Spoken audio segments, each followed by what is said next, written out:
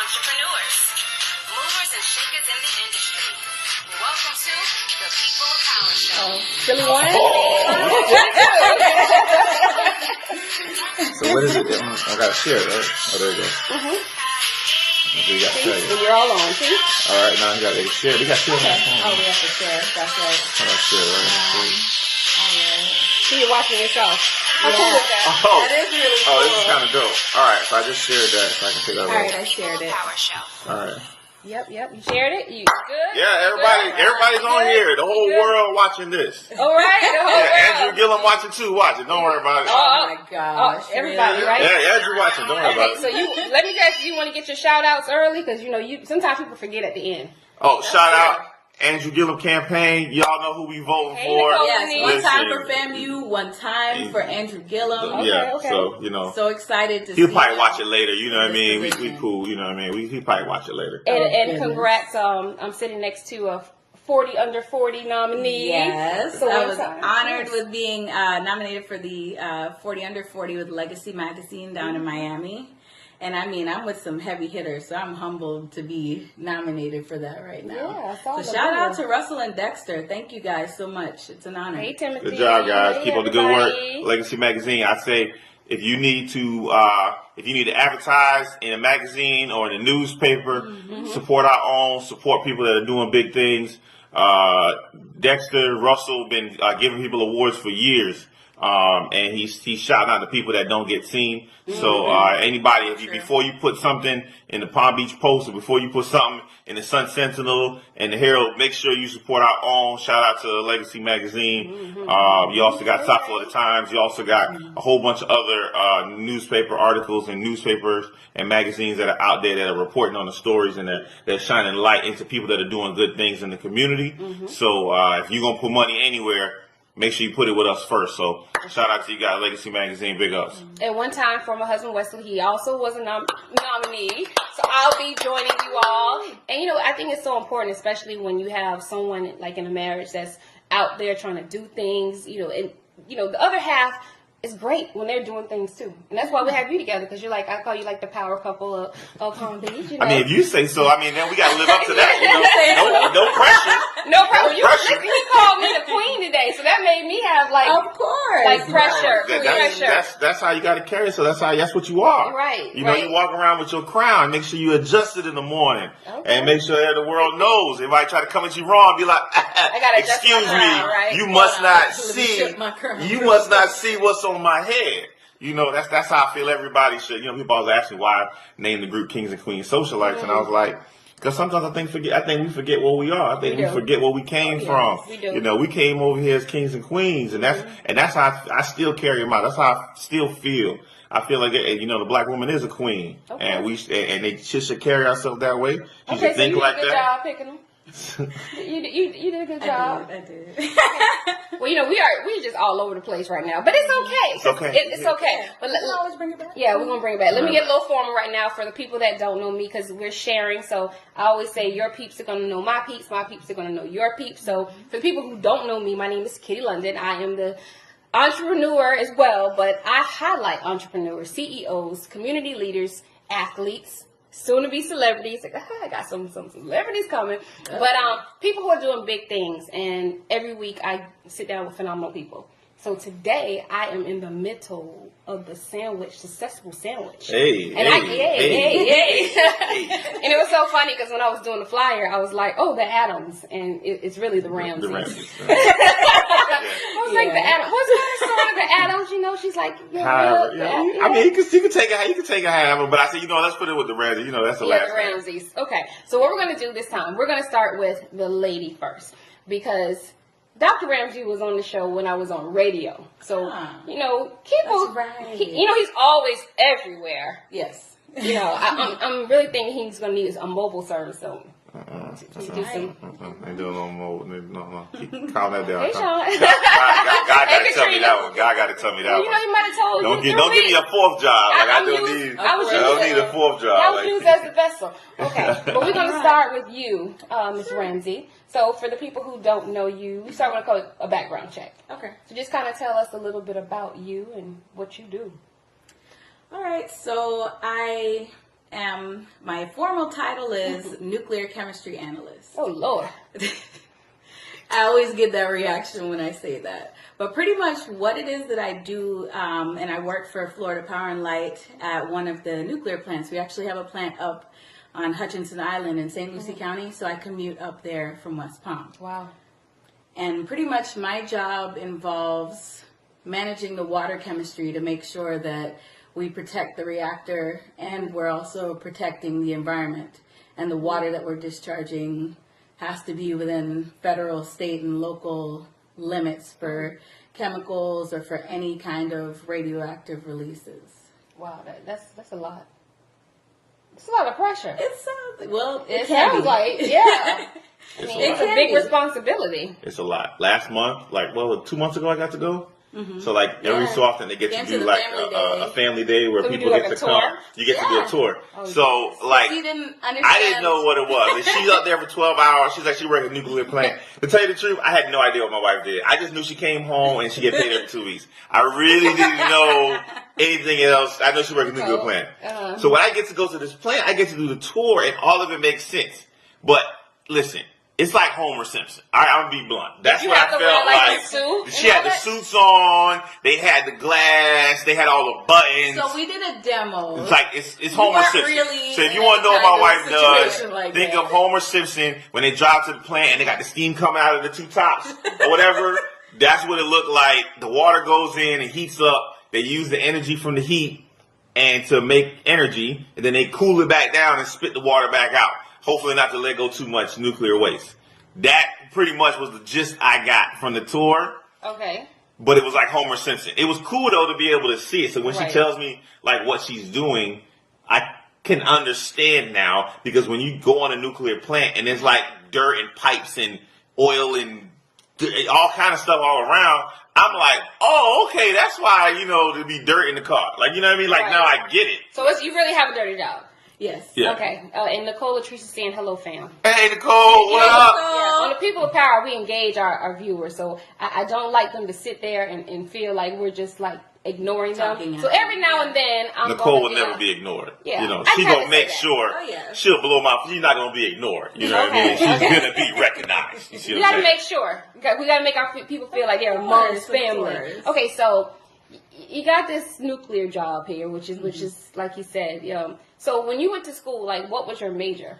So I went to FAMU for undergrad, and I Oh, majored in okay. chemical engineering. Okay. And then I did a grad program at Cal State Fullerton for environmental engineering. So you always wanted to be an engineer. Like, it was just from the gate. I actually wanted to be a doctor as a kid. And then when I got to be about 15, I was like, I want to have kids. I feel like I'm going to be 40 before I can really like chill out and have kids. And I don't know why I was thinking about that at 15, but I did. And I was like, you know what? I'm good with math and science. Maybe I could be a pharmacist. So then I went and worked as a pharmacy tech at Good Sam. And I was like, well, this is cool, but these people are miserable. Yeah. And they're unfulfilled by this. So I was like, all right, well, at least now I know that I don't want to be a pharmacist. So then when I got to school, I was like, you know what? I can make pharmaceuticals. I'm going to do engineering. And the reason I believed I could do engineering is because, so I have four older sisters. And the one right above me is a mechanical engineer. Wow. And I was like, man, she's making it happen with this. I can do it. And Nicole, I think, she says my engineer home. Nicole, I think, is an engineer as well. Yes, Nicole's an I was getting engineer. ready to say, in your field, do you see a lot of African American? I'm talking to two now. But I mean, are there a lot of African Americans, women in your field? No, not at all. Hers is different, right? She's aerospace. She works in aerospace. She works in aerospace. It's like the rockets go up to space. Right. So it's different, but yeah, it was. Yeah. They wasn't. But I went on the In plant. There any- was one in other. There any was one other given- person I saw Yep. on the whole plant. Any given engineering school, you're not going to see a lot of black people, or especially not black females. Females, period, really, because there aren't a lot of females in the field. Like, I work with 95% men Wow. at all times. Wow. That's interesting. I wonder, I mean, is it because the type of work do you think, or it's just something? I just think that this is one of the things that gets classified as a man's job, so okay. women kind of shy away from it. I mean, it's not the sexiest job, I'm sure, in the world. A nuclear plant, like you don't go in there it's with not stilettos, the right? sexiest. No, there's no But here. there are so many, non like out there jobs that you can do with an engineering degree, and most a lot of people end up going into like business management from engineering as well. And most CEOs of companies are engineers because they have a troubleshooting mindset. They have those critical thinking skills that you need to be successful in business too. Okay. Now, did you two meet in school? No. We met. I like through to always be the, nosy. we met through the Urban League, Young Professionals. Oh. Yeah. So we going up there, and then Yeah, Gerald was the president then, right? Gerald was the president. Yeah. Gerald did a good job as president. Shout out to Gerald. Yeah, Gerald, he did a good job as president. Okay. And it was getting together, and we just met each other. And then she started stalking me, the usual. You're lying. Thank you, Kitty. I don't even need a fan. Don't entertain that. He lying. I already know he lying. Yeah. No, but we met through the Urban League Young Professionals. So going out, just mingling. I was new to Palm Beach. So it was like a networking party? I was just kind of hanging out, Okay. just meet people, and Hey Tracy, hey Shamika. we started off as friends, For When I get like couples on, I always ask like, did you go to school together? Was high school sweethearts? Did you meet at a club? We just happened to meet at an Urban League mixer. We joined around the same time, and So see, mixers can make matches, people. agreed. I would also say if you don't go to the mixer for that though. Right. Because me and her were friends. If I would have went there and she was looking like that, I probably would not have pursued it. But because when I went there, we were just friends. Like we were friends for like 6 months before we ever looked, did anything there, before we ever even looked that way. And because of that, we were able to build a friendship. I think a lot of times people go to the mixers for the wrong reasons. So guys go to mixers to make professional connections, and I see a lot of women going to mixers to meet guys. But the guys that are going there aren't going for that reason, so it's almost like a turn off instead of a turn on. You'd be surprised. I'm just saying. Some guys are going. Looking Some guys are going. I'm just saying for the most part, guys that go are not going for that. They're going to make professional connections. And then when you go for the wrong reasons, to me, it's more of a turn off than a turn on. And if you just go there with that just to have fun and mix and mingle, then you're more approachable. This is my own opinion. It's better when you go there for what it was actually intended for. Right. And then out of that, somebody would then come up to you and be like, oh, I love how gung-ho you are. I love how you're doing, you handle your stuff. That's very attractive. And then they come at you that way as opposed to coming and you forget about your business cards. Gotcha. You know what I mean? It's just my personal opinion. So for the people who are just joining us, that's Dr. Adam Ramsey. They're like, who's that guy talking? Who is he talking? That's Dr. Adam Ramsey. If you've been to most networking events in Palm Beach County, you've seen this guy. Somewhere. It'd be really hard not to say that. I'm loud. He's very social, which is good. So let's just kind of go. I know we did it before, but let's just do a reboot. Let's do a Who is Dr. Adam Ramsey reboot. Okay. So I was born in Trinidad. Okay. Grew up in Broward. Went to University of Florida for undergrad. Went to Southern College of Optometry, which is in Memphis, Tennessee, for optometry school. And I didn't speak Spanish, so when I came back to Broward, they was like, no way, Papi. So I couldn't get a steady job. I couldn't find something that was a good fit for me. So then I came up to Palm Beach, and I've been here ever since. Been loving it. Kind of used my skills I learned and honed in Broward, and say, I'm gonna get some hustle, and I'm gonna turn the hustle up in Palm Beach and be a big fish in a small pond, rather than being a small fish in a big pond. That was my mindset when I got here. I said, you know what? Ain't nobody else planted the flag up in Palm Beach yet. I ain't feel like nobody stole the crown. Ain't nobody take the throne. So I came in and said, well, if y'all don't want it, I'm gonna come get it, and then have somebody come tell me I ain't take it. That's just how my mind works. Right. And then, ever since then, I've been trying to do, get out there and network and build relationships, build connections. I think if you go out networking just to pass a card instead of a receive a card, it comes off wrong. Anybody who supported me, I supported them before they ever supported me. I went out and I said, you got a business? then I'm going to try and put money in your account before I ever ask anybody to come to my office. I very rarely even ask somebody to come to my office. I go out and try and support them. If they got a business, if they got something, I'm going to try and put you on. And I'm going to try and put you on so much that you feel bad not coming to my office. So let's rewind that, because you did say your office. So you're not posted up in the Lens Crafter. I used to be. I used to be. Okay. I was there for 4 years. I was in Lens Crafters. I didn't know that. So I learned, I've worked everywhere. I've worked in Lens Crafters, 4 Eyes, Vision Works. I worked in private offices. I worked at an ophthalmologist's office. Okay. Shout out to Catherine Lowe. She gave me opportunity in there as well. She's an ophthalmologist. Yeah, exactly. You know, I learned the blueprint. You know, you gotta come and kiss the ring from the people that been there a little earlier. So, so let me ask you a question. So as you're like traveling through many offices you just mentioned, what was that like epiphany that says, you know what, I want to have my own office? I never found a place that I felt that took care of patients the way I would want to take care of patients. Okay. And if I can't give the experience to patients the way I want to, then I felt like my brand and my reputation was on the line, because at a Lens Crafters, it's a nice place, but there's rules and regulations. So I can't necessarily, I didn't get to pick the frames. I can't pick the contracts. I can't pick the hours. I can't pick what services we offer. So now I'm limited, but the experience people get still said, I went to see Dr. Ramsey, but they don't know that I was limited on what I could do in that environment. Right. So my brand and reputation and my name was still on that, even though I was limited. So I said, you know what, if I'm going to be limited, then I need to go do it for myself, and I need to be able to offer the iconic eye care experience, 4871 PGA Boulevard in Midtown. Come on through. If I can't offer that experience, then I need to go do it for myself. And my mom will tell you, shout out to Mom, Arlene, love you. Hi, Mom.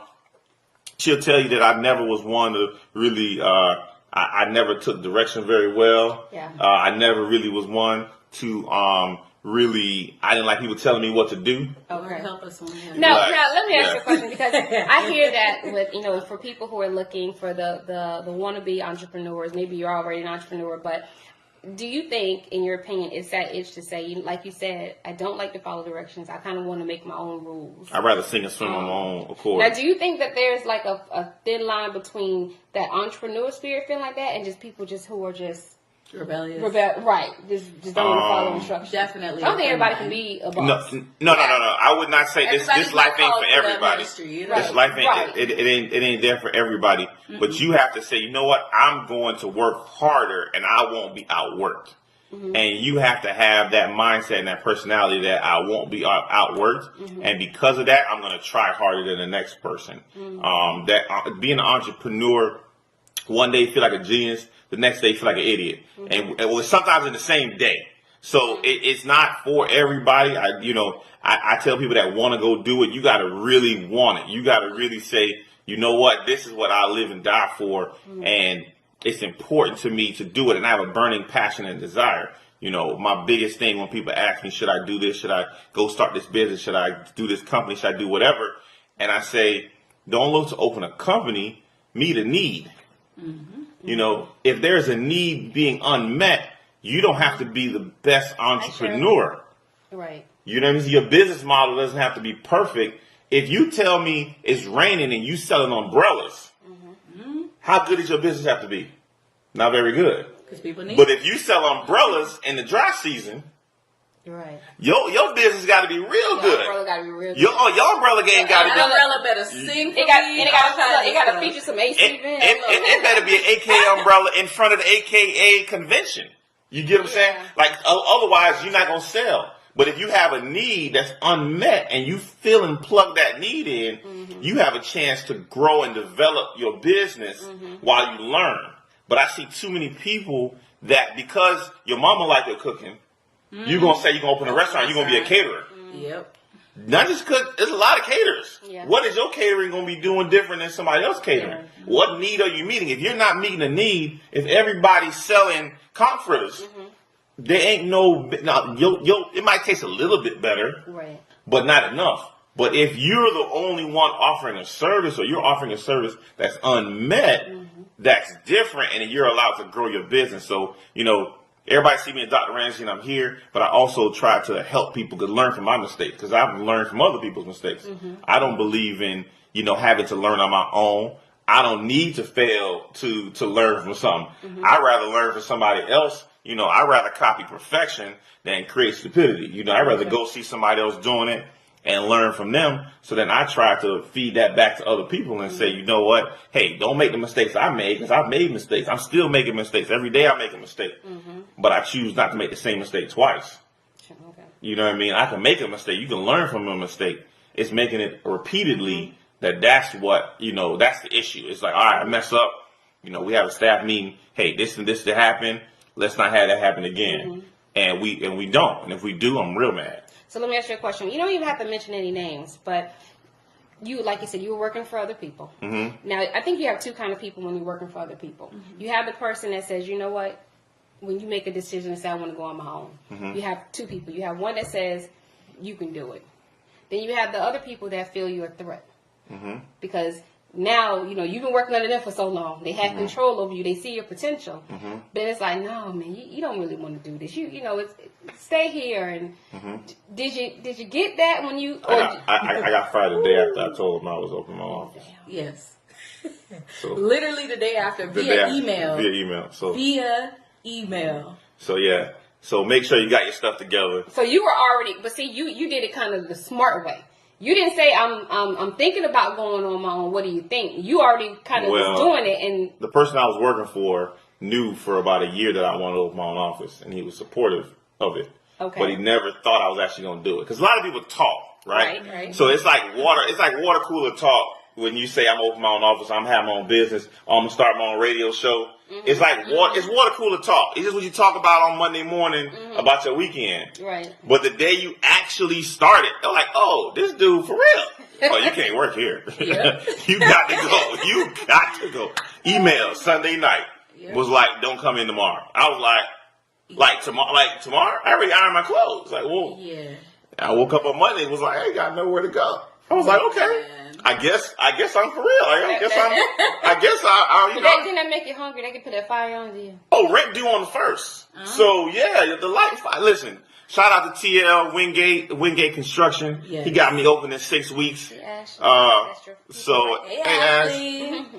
he got me open in 6 weeks. So when that happened, because you know rent start coming in right away, payroll was due. So I had to, you know, what I did was, you know, you let me go. I said, all right. I put my white coat in the car, and I said, anybody need a doctor? I drove from Fort Pierce and Port St. Lucie all the way down to Miami, and I would go to a different office every day. And then somebody said, hey, I need somebody tomorrow. I said, what time? Come on. I hop in the car and I went, because you know what? I gotta, I gotta take care of family. I gotta take care of home. So I gotta go. So I went and hustled. But one thing I tell people is that people see, you know, they see my Palm Beach Gardens location, right? And people see me now in the last 2 years, and they see Dr. Ramsey now, and they see all this stuff, but they don't realize I had an office, even when I was working at Lens Crafters, I still had a small office in Lake Park where I would see patients 2 days a week. So even when I was working for somebody else, I always had a side gig. I always had a side hustle. I always had something I was building for myself. And I did that with no money, with no bank loan, with no nothing. I took paintings from the office, from the house, put it in the office. I took chairs from the house. You know, she come home and the chair's gone. All the paintings gone. I was like, babe, I opened the office, so I took all the paintings from in the house and I put it in the office. That was almost like a Dr. Pookie move, right? Yeah. Almost like, where the furniture at? All the furniture, all the furniture in the office. Wait a minute, so you were you officially married then? No. We were dating at that time. Okay, so when you got fired, you were dating. We were dating at the Okay, time. let me go over here. Actually, we were engaged. You were engaged. Okay. Yes. Let me When I got here. fired? Yes. we were engaged when I got. We weren't married. Yes, we got married. We weren't married. Right, we were engaged at the okay. time. Okay. So let me ask you a question. You know, y'all married now, so you can say it. What were you thinking? Were you like, oh, did he just get comfortable? I felt some body shifting over here. That's what I never did this. I haven't heard this before myself. So I'm like, yo, let me find out what you trying to I'm say. a good interviewer, aren't I? Yeah. No, but no, because this is real. This is real talk. This is Okay, what real. power couples. You know, some It's couples, real life. Real life happening. Listen. some couples gain everything, lose it, gain it, and lose it. And I mean, this is real talk. So how did you? Because you may help somebody else, a woman that maybe going through. So listen, at this time, not only I had left my job and I was going to do an internship because I was in my grad program. I was going to do an internship at FPL. And I was like, great. After the internship, I'll look for another job. It is what it is. And then, like, 2 weeks later, that happens. And I was like, dang. So none of us got One of us got a job right now. And you know what? That was one of those moments where we really had to, like, step out on faith. We really, like... So let me ask you, did the meals change? Did the food change? I mean, he changed it up a little bit, but you know what? If you hustle and you say, that was my always a thing. I never try to let my wife ever feel the burden or the struggle. Like, I put that... still do. I put that on... I know you don't feel it, but I put that on my shoulder. You know what I mean? Right. I put it on my shoulder. That's my problem. You know what I mean? Because I work 6-7 days a week. And when we 7, that means you're working 14 because you going this next. So I would work 14 days straight to make sure that she never had that issue. And this is we were engaged. Wedding was already set. Yeah. Right? So and the office was supposed to be open and I had payroll. So none of us have no job. And the wedding is a billing. I got a big old wedding with everybody from Jamaica and Trinidad and all around the US and Canada coming. Yes. And we ain't got no job, and I'm opening the office with payroll and a mortgage and light bill and everything. Yep. So, but I never, if I prayed about it and God told me about it, then He gonna provide a provision for what the door He opened. He'll never open a door that He didn't provide provision for. If you open a door and ain't no provision, you need to check to make sure you didn't open that door. You know what I mean? Did you open that door? Did He open that door? Because if He opened that door, He has a provision, and there was a reason for Him to open that door. You don't open stuff and not provide a way to get through it. Right. So when I saw that, I was like, okay, God, this is what you want. Let me know what you want to do. So, I took a couple of days off, licked my wounds. I was like, all right. And then we got back to it. And then, we prayed about it. Then she got a job at FP&L. I was able to open the office.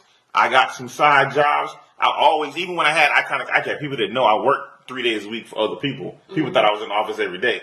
I wasn't in the office every day. That's why you can only get appointments on Tuesday, Wednesday, Thursday. Now he's telling me. Y'all didn't know. I wasn't at the office on Monday, Friday, and Saturday. I was working for somebody else. They were just traveling. Yeah. No, I wasn't traveling. I was working somewhere else, and I'll be checking on the camera. Be like, hey, what y'all doing? What's up? I'm just saying, that's what it is. But you gotta be able to hustle. You gotta be able to put in the work in. The reason I tell the story of me having an office in Lake Park, and I was inside Shepherd Optical. Shout out to Shepherd Optical. They're still in existence. Great business.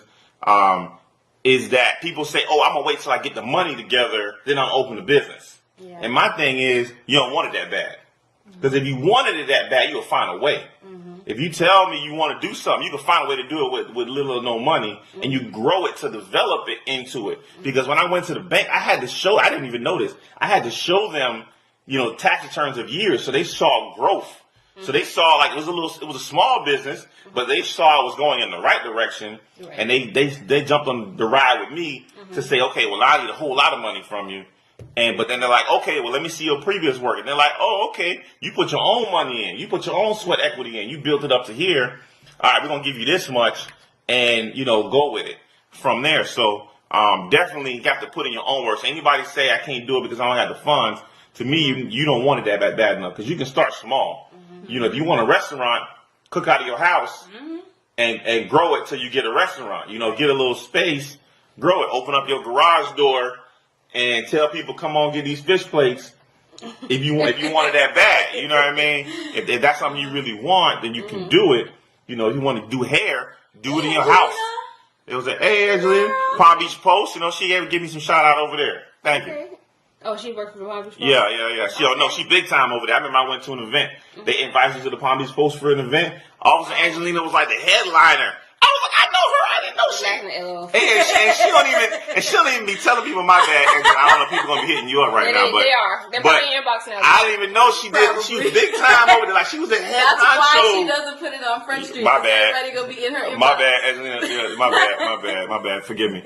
But she was. I got there. She was the headliner. I'm like, everybody when she walked in the room, everybody like the sea parted. I was like, oh, she big time. I didn't know, what she did. She'll never tell people that stuff. But she big time with the Palm Beach Post.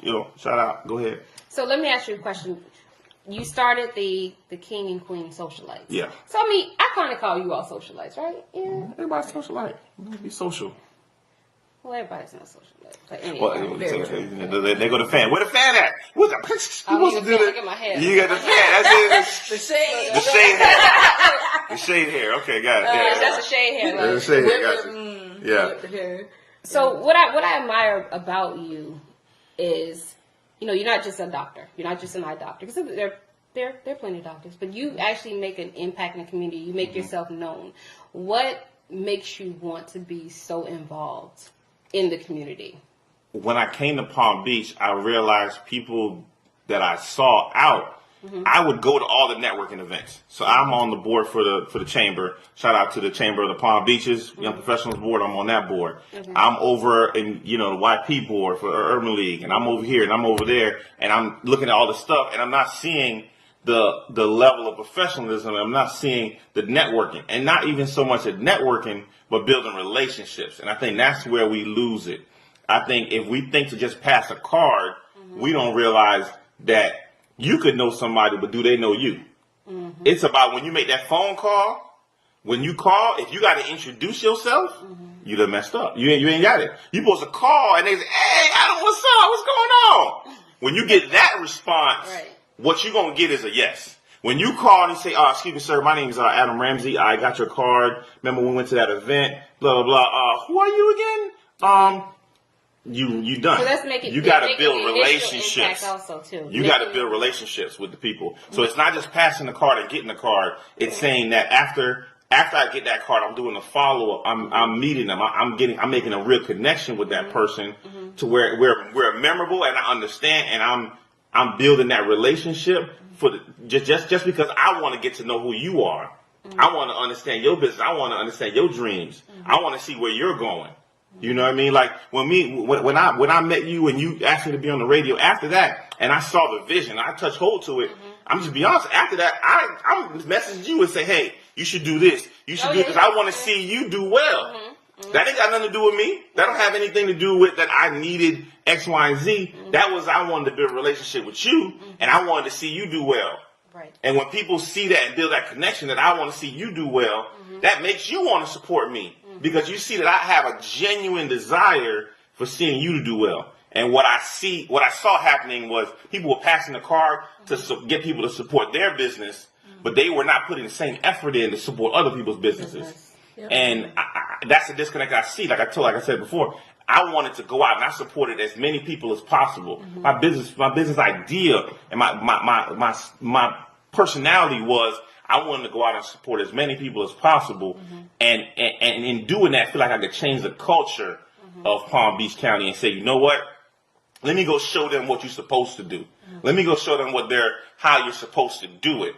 And instead of talking about it, just go and do it. Wasn't nobody else doing it. So you come tell me I can't. That's always my personality, So what do you think about the people, and there are people that do this and get your personal opinion, so you're not held accountable to any other opinion.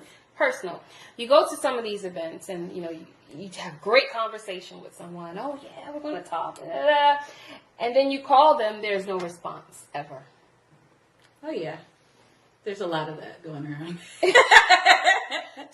So what do you think happens? Do you think it's just it's basically a person just being cordial at that moment, not to maybe brush you off, but we're going to meet, call me, got you. I think it's how you come across, and I think it's how you make that connection, and it's how that second call comes. So if I'm calling you because I want you to support my business, you may not get a call back. But if I'm calling you and say, hey, I'm about to play a round of golf, you want to come with me? Or come meet me at this happy hour, man. Or let's go have some cigars. You're going to get that call back. But if you call, if your follow-up call to me is about supporting your business, not you supporting my business, it's different. So if your follow-up call to me is, I got your card, you're a realtor, you know what? I just saw a lady in Publix that needed a realtor, and I gave her your information. All of a sudden, that guy going to see that call and be like, Kitty, I appreciate that. Thank you for thinking about me. You know what? Let's have drinks. Or let's go out for coffee. Or whatever, because now my effort was in supporting you. My effort was not in supporting myself. My follow-up call was about supporting you. So now on the third time around, when you meet up for the second time, that person is now engaged in you and saying, you know what, this person was so engaged in me and wanted to support me by, I'm a realtor, you trying to give me business. I'm gonna try. What did you say you did again? How? What did you? How do you? Who you need? Oh, you know what? My uncle is so and so. You need to interview him. Right. As opposed to calling because you know who his uncle is and being like, well, I know I saw you at that event. Can you get your uncle who's the CEO or whatever to get on my show? All of a sudden he like, nah, I'm not gonna put my uncle in that. I'm not gonna, put him on the spot. Like, I don't really know you like that. But if you come at that same person differently, then all of a sudden they're like, oh, I have this cool person. She's so nice. Oh my God, you gotta meet with her. Like, I saw her event and I went to her thing and da da da. And that's totally different. I think that's where people lose and disconnect. And they don't see that. And what happened was, because I grew up in Broward. I hope y'all writing notes down. Look, for the network, people that love to go to networking parties. Yeah. But because I grew up in Broward and I got to see it different. Broward and Miami, they do it differently. They have it together. They learn. And the reason is, you gotta learn. Because it's so big, somebody will trample over you. They'll eat your lunch if you don't have it together. So you had to learn a lot quicker. So I took what I saw over there and I saw what worked. And I came to Palm Beach and I'm like, oh, y'all ain't ready yet. Oh, I'm going to come and eat y'all lunch. I'm ready to go. And that's just what I came in with. But I came in and I was like, you know what? I don't need it for myself. I wanted to help somebody else. I want to help you. I want to help the person that's listening because I want to see everybody doing well. Because I can't succeed if you don't succeed. I need people to lift me up. I need other people to lean on. I need people to hold me accountable. And I want to see more people doing well. It ain't no fun to have a Bentley by yourself. That's true. It's only fun when you back to back with the jet skis. When you the only guy can afford a jet ski. Exactly. That ain't no fun to ride around in the ocean by yourself. I want celebrity friends. I really do. Because it's like a lot of times you feel that you see people, especially in Palm Beach County, there's a lot of talent here. Oh, yeah. There's a lot of people who have the potential to be great. And I don't know where the shortcomings. I know a lot of it's finance. I mean, financial burdens are one of the main reasons why a lot of people, I think, can't succeed in what they're doing. But I just wanted to know from your perspective, because you do go to a lot of networking parties. And we hear a lot of people will talk and they're like, oh, so-and-so said they were going to call me and they never got back with me. And it's like, well, what's your approach? What happened? Yeah, like what was the disconnect? And sometimes it's timing too. Like that other person may be putting out 50 fires. He said, what you got? Yeah. you got more to say. It may be timing as well, because you may catch them at a very busy time. They may be traveling abroad. You never know. It's a toss-up when you meet someone and you don't develop that relationship, because then what reason do they have to pick up the phone for you? Exactly. Like a lot of people that even come to the practice, they come because they're like, oh, he's such a nice guy. I see him on social media. I see his videos, and man, a guy like that, he has to be a good doctor. So I'm going to go to him. And you'd be surprised how many people I get that from. Or I went to our Juneau Beach office the other day, and just one of the people in the environmental group was like, hey, is your husband so-and-so? And I was like, yeah. She was like, oh, you know what? I have this condition, and he specializes in it, so I need to go see him. Well, like, that's the... Come on back, 4871 PGA Boulevard. Phone number is 561-336-0733. What up, Greg? Greg, make sure you share the video. Share some love. Thank you. Hit the share Greg. button. Tell everybody, hit the share button. The share button is free. Yeah. Share. Go ahead. Tell everybody. I hope Janet watching too. I know she's studying, but hope she's watching. So let me ask you, as a wife to a person who is very social in the community, for the women out there, because it sometimes, and I'm gonna say this because it can happen. A lot of women. A lot of women. How do you and give advice to other women? Like, how do you handle that? Because some women can handle it. Some women can't handle it. Very true. I mean, honestly, it comes down to how secure you are in your relationship and how secure you are in yourself. Because a lot of your insecurities and your self-esteem issues manifest themselves in your relationship and in how you feel about your spouse or your boyfriend or whoever interacting with other women. That's true. And honestly, because I am very secure in our relationship And also because he knows I'm crazy. See, y'all got to see what I got to do. Y'all see this right here? Y'all see what I got to do? This is the Chrissi y'all don't know. Listen, no, so I love this. Like, Chrissy's so sweet. You see love, that right there? You see what I'm talking about? I love that underlying shade. You see her? She had to put at this point. You see what I'm saying? Y'all see how I deal with it? All right. Because we were talking about, I had some friends, we were talking about that, and it was like sometimes when you do have like a powerful couple, or maybe one is out there more, let's say out in the limelight more. Right. Sometimes it can cause issues because depending on, I guess, that person's personality. Some people are good with being behind the scenes, like they don't need it. They're like, I'm straight. But then like when you're the person, like for people who have like celebrity spouses, they're always seen on TV, they're always seen, so when you go out to a function, they're like, hey, and you're like, well, hello, I'm here too. You know, hello, I'm so-and-so. And it can happen to a man or a woman. Definitely. Depending on who, because we were talking about Bobby Brown. We were talking about that and how it kind of switched roles and how he almost, kind of became Mr. Whitney. Yeah. But he was his star in his own right. Right. But it can sometimes cause like a little friction because it's like, wait a minute, did they not see me standing here? Right. I think it has to do with communication too. And respect too. As a person that may Definitely. be more outgoing, you have to instill that confidence and that security in the other person, and communicate. You know, me and her communicate all throughout the day. We have a calendar that we share. We stay on the same page. And then, looking at, I understand that my personality is different, but I made sure I look for those qualities in a woman when I was looking for a wife. I made sure I found somebody that could understand me and that didn't want to change me. You, right? Exactly. What took me as I am. You can't meet me because I was outgoing. And then when we get married, you're like, want me to stay home.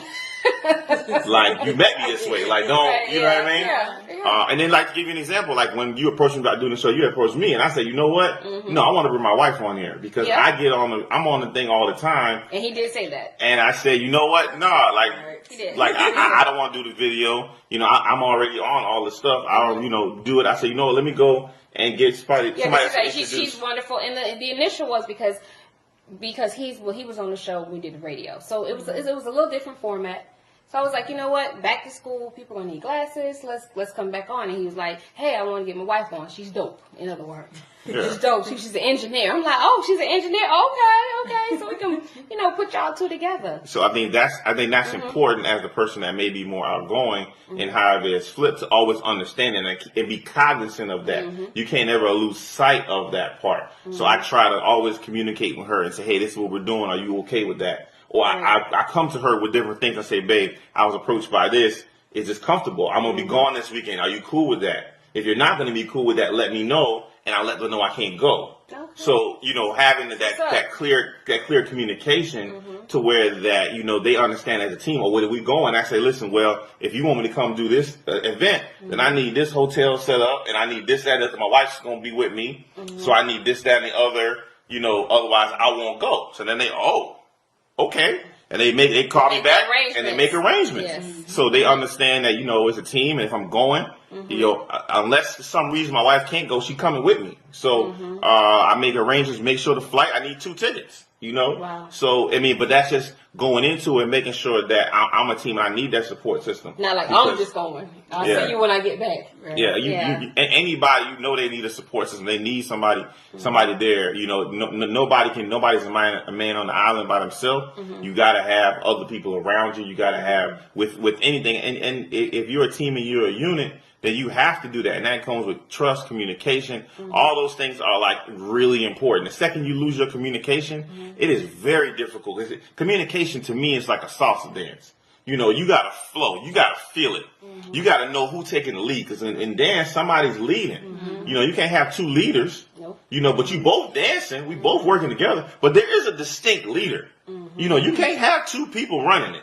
One person is running it. The other person trusts that other person. And sometimes you switch they roles. Exactly. You may not always lead. Right. You may not always lead in every situation. And sometimes you fall back. But somebody's leading, and the other person trusts them enough to follow that lead. And that's important for in any relationship, in any situation, that there's a clear understanding of who is leading and who's doing this one. And I trust you enough that you got it, and then we're flowing together, and then we're moving. And the second all of a sudden I start stepping on your toes, because that means we both trying to lead, and that's a recipe for disaster. And I love to ask, hey Corey, Commissioner Corey Nair. I always like to ask, I call like power couples, those type of questions, because when you leave out here, you're Dr. Ramsey, your engineer Chrissi, you each have egos. And I'm just saying, not in a bad way, but you earn the right. You're professionals. Sometimes when you have two egos, then you come back and you're like, wait a minute now, Dr. Ramsey, I'm gonna need you to clean up after yourself. I know the world see you as Mr. This, but now you come in here, you my husband. I need you to act like you need to turn it down a notch. So that's why, for people, because sometimes people are not that candid and they don't talk about things like that. But it's something that's needed, because when you have people who are doing big things, like we see you on the outside and it's like, but it's real. It gets real sometimes. This is real life, real relationship, real family. This black love, this all that. Yeah. I love that Oprah show with the black love. That was real good. We love that we watched that like twice. But it's especially important as a wife, because there's your role as the nurturer, everything. and everything else, yeah. and that's your second job when you come home from work. Third, fourth, Yeah, a lot of jobs. And when you're at the job, making decisions, doing this, making it happen, and then you come home and you then have to switch roles. It takes a while to get good at that transition. Yeah, it doesn't happen overnight. It's a learning lesson, and a lot of times even talking about back love, we don't talk about it a lot. And I don't know if that's why a lot of couples end up divorcing or maybe need counseling, because we don't really have that, like, girl, you go through that too?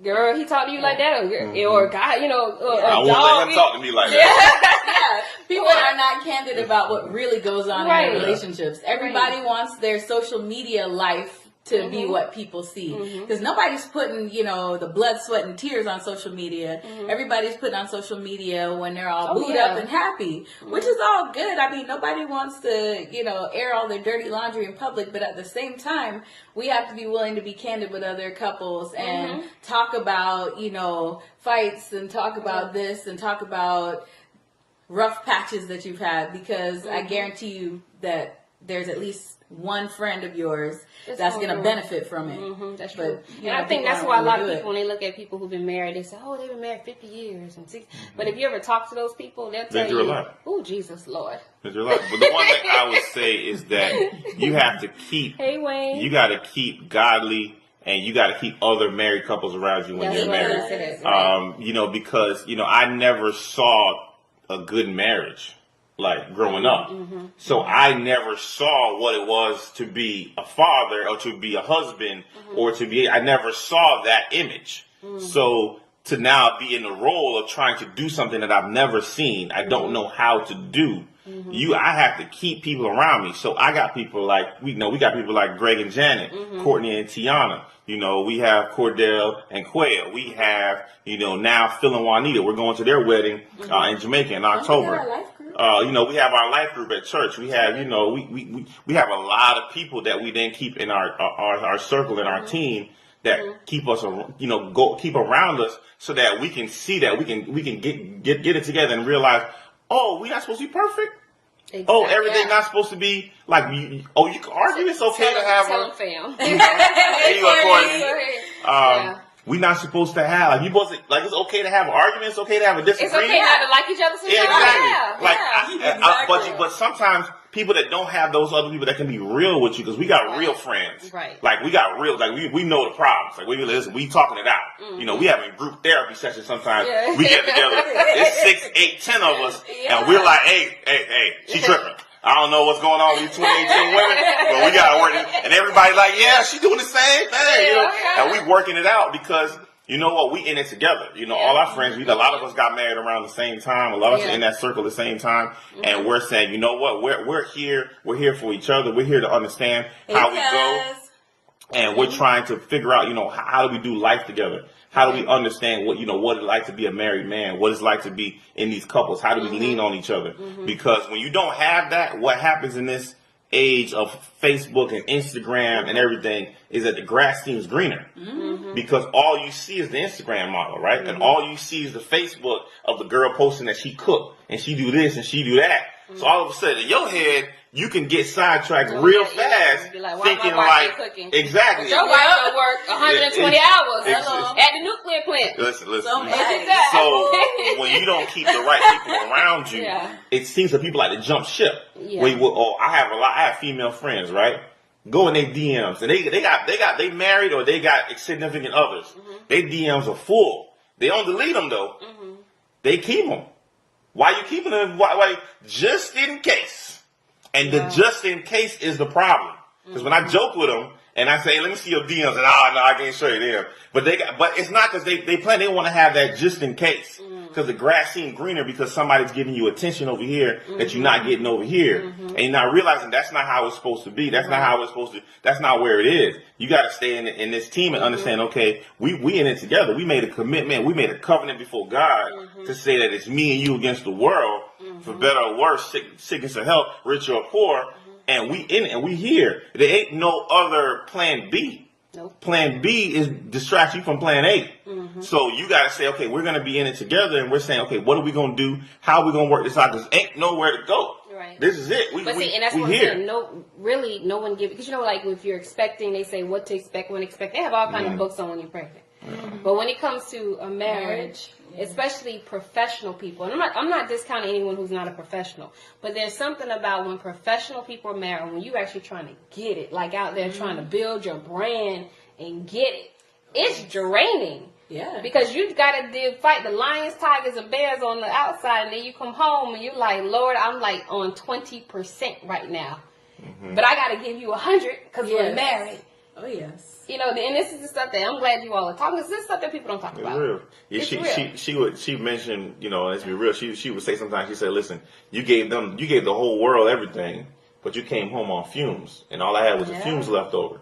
And this kind of we have, and I'm like, you're right. By the time I get home, and I've been to 3 networking events. I've been to 3 networking events, and it's 10:30. You don't feel like talking to nobody. I don't want to talk to nobody. And she went home and she took a nap. So she rested. So she come home and she like, hey, babe, what we doing? And I'm like, I'm about to go in this bed. I don't know what you about to do. Sleep. So I have, I have to self-evaluate. I have to self-check. She hit me with, and this is something I share with other people where we are. She hit me with, I want your presence, not your presence. And I was like, because I was like, you know what, I'm going out, I'm doing all this other stuff, and I'm going here, and that's what allows us to do X, Y, and Z.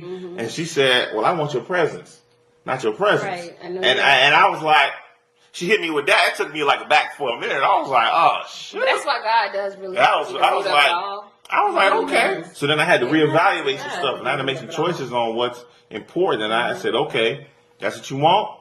Then all right, we'll reevaluate, move some stuff around. And make sure that, whatever we're doing as a But team. see, the man response would be like, I'm doing this for us. Yeah, that's my response. That's my rebuttal. I'm doing this for us. Because if I don't do it, who gonna do it? Yeah. We want to get all this, and it's true. It's kind of like you can't be cloned. Yeah. You got to be out there. You fight like Superman. You come home, then you Clark Kent, and you're like, I'm tired. I'm tired. Yeah. Tired, boss. Tired. But yeah, you got to make. But see, you all travel. Talk about that. You all travel. And is that part of it's part of the therapy? Like I see with the cigars with Mr. Newborn. Yeah. And the trips. Yeah, so you gotta have fun. You play hard, work hard, play hard. And then, we travel and we do stuff and we see the world, and I'm the king of staycation. I love a 3-day staycation. Where's the best place you've been? The best staycation. Costa Desta. It's What's in Vero. It's in Vero. It's Vero. Yeah, right up the street. You said a staycation. We talking about a staycation. You talking about? I'm talking about a place you can go real quick. You can drive to real quick It was to get away. It was excellent. And what is it called? Costa Desta. She knows Spanish, so she knows Spanish, so she said it better. This is in Vero Beach. Gloria Esteban. Gloria Estefan's hotel. She's saying it does. It's beautiful and it was affordable. It was great, and it was an hour and a half away. Like you're in Palm Beach because it's a quiet little beachy town. Really? It's nice. So that was like we've been there a couple times now. So if we ever need to get away, I have a rough week, text them and be like, hey babe, pack the bag, let's go. And you get a quick little getaway. So I like that place. But we've been, we've been to Jamaica, we've been to Trinidad, we've been to, I've been to Costa Rica, she's been in different places. So We went to the Dominican Republic for our honeymoon. Okay. So we've been a lot of different places, but you know what? There ain't no place like home. There's no place like being together. And if you have the right people around you, you ain't got to go far to have a good time. Because I can make a call and get 6 people over here, and we can have a party in the parking lot. And I turn the radio on, and we can have a good time in the parking lot. So it don't really, I go a lot of places and I do a lot of things, and that's all fine. And I have a rule: if the hotel not better than my house, I'm not going. That's If a hotel not better than my house, I look it up. And I don't want to switch places. They pick they put the best pictures up there, especially. No, I make sure my room look like the picture. So I know I go up and I be like, hold on, I need and that. And it has to have a white comforter too. White Deal sheets. breaker. White sheets, white comforter. Them floor sheets. They don't wash the floral duvets now. No, I ain't doing that. And the white towels. The white towels, and I like oceanfront. Now I like to be able to lay in the bed and look straight out and see ocean. I like to be able to open the door and hear the waves. Because you know what? I get a lot of inspiration. I get a lot of thought. You got to think. You can get away from clarity, and then you get to you go to nice places and you come back, and all of a sudden you see how the Ritz-Carlton do it, or you see how the GW does it. JW does it. Marriott, JW. I mean, you see a lot of these other places. And you see how they deliver service and see how they treat people. And all of a sudden I come back and I say, okay, you know what? I went somewhere and they had white towels in the bathroom. So you know what I did? You bought some white towels. I went and bought white towels. So in the office, I got 100 white towels that I wash and we put in the office. He washes and bleaches them. And washes and bleaches them. I mean, but that's because I went somewhere else and I went and saw a good experience. And I'm like, oh, they got towels here. I was like, okay, they got rid of the paper towels. They got towels. I could do that. You know what I mean? I went on Amazon. How much for some towels? But that was just because you go out and you see different things. You get exposure. You got to open your horizon, see things differently. See how I go to the Audi dealership not because I want to buy Audi, but I go test drive it. I go look at it. I go see the experience. See how you treat people. I go in the Bentley dealership. I go look around. How was that? It's nice. You get to go see nice things. Is that a dream for you? I don't know if the cars are really a dream. My dream is happiness. Okay. But because cars come and go, they get hurt, they get damaged, they get there. I don't have that kind of dream. I have a dream of having peace. Okay. I have a dream of. But there's always that one thing because I know when I had Willie Gary on the show, he talked about when he put his. On a plane. Well, he had a plane too. I remember he had a plane. I watched the show. It was Everybody remembers that. And the Bentley, and he said when he felt like he wanted to stop working, he looked at the car and was like, I gotta cut that light back on. Exactly. Yeah. So that's what. So them big cars and big houses is a big bill. So I don't have that. If God blesses me to get that, I'm good. But I would rather have peace. I would rather have happiness. I'd rather, like I said, I could be in this house and just have a good time and have my friends around me. Right. And if I ain't got to worry about paying the mortgage and paying the rent, and ain't got to worry about that, and I can laugh and I can smile and I can have people around me, like that's when I'm gonna be good. That's when God come back and say, "Good job, you great and faithful servant, in whom I am much pleased." Like if I get that, all the rest of it gonna be added. But if I chase the other stuff, I may never have happiness. I may never have peace because I never sleep. I'll always be restless. I'll never have time for my friends. I'll never have, that enjoyment of life. So I think for me, I chase peace. I chase happiness. Now, as a byproduct of that, I have to hustle and do work and I do things that I'm doing. But at the end of the day, I want to be happy. I want to put a smile on that face. I want to make sure she never worries. That's what I chase. And if I can do that, then if I get a big car and a Bentley and I can pick it up and I can have somebody, like I said, the jet skis back to back, you buy your own jet ski because you could afford it with me and we go and we can have a good time, then I'm happy. That's just me. Okay, and a couple of projects. So you started like I said, we really didn't get much into the King and Queen social life. But I remember one time you put this, you have that for a purpose. Can you kind of just explain what that site is really for? The site I've used for trying to develop black businesses here local in Palm Beach. I definitely want to do more events and more things to highlight and shout out and make sure you have your own community where you can go and you can be connected and people can stay connected and understand, fine. Whenever I know there's a business that opens up, I'm going there. I'm showing. I'm tagging. I'm checking in. I'm buying the product. I'm showing it, and I'm making sure we keep that circle. Or you looking for a business, or you looking for somebody to support.